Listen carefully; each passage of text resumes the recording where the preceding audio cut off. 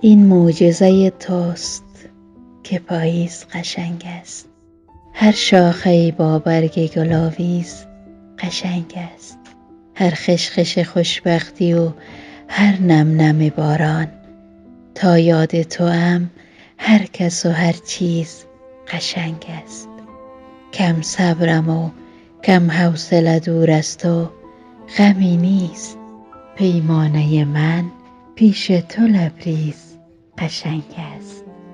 موجی که نپیوست به ساحل به من آموخت، در عین توانستن پرهیز قشنگ است.